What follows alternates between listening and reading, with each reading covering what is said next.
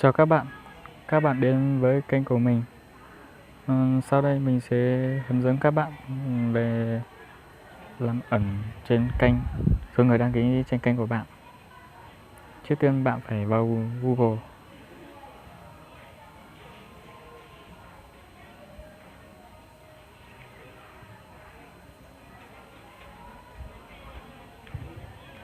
Đây, bạn vào số YouTube.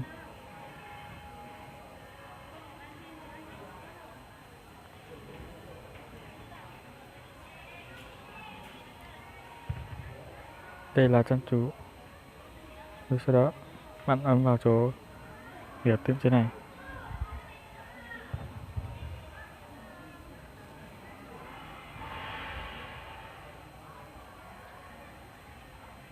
Sau đó các bạn ấn vào stereo.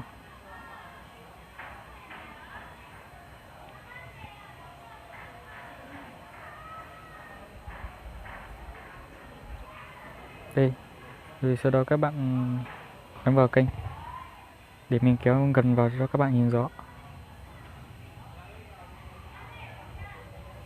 Đây, ấn vào chỗ kênh này, vào chỗ này này.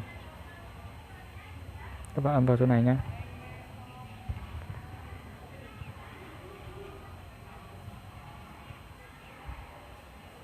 Rồi các bạn vào chỗ nâng cấp, mình kéo gần cho các bạn nhìn thấy ra một tí.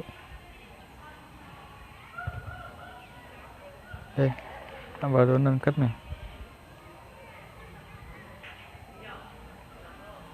Rồi các bạn lướt xuống dưới, kéo vào xuống dưới. Đây. Đây là số lượng người đăng ký. Hiển thị số người đăng ký kênh của tôi. Còn dưới là không hiển thị số người đăng ký kênh của tôi. Rồi sau đó các bạn ấn cái nút đèn này. Cái nút đèn này các bạn lúc trước các bạn chỉ làm là nó hiển thị trên này. Rồi các bạn sẽ ấn vào xuống dưới của cái dòng chữ này. Rồi các bạn lưu. Ấn lưu này.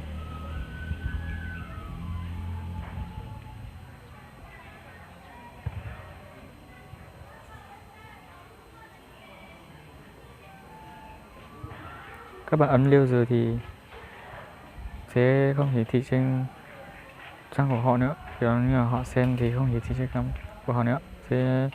Cái này chỉ hiển thị trên kênh của bạn thôi. Bạn mới là người thấy thôi, còn họ thì không thấy.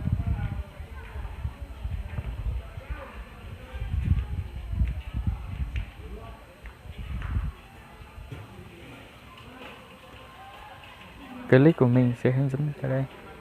Nếu các bạn cảm thấy hay thì like và đăng ký của mình.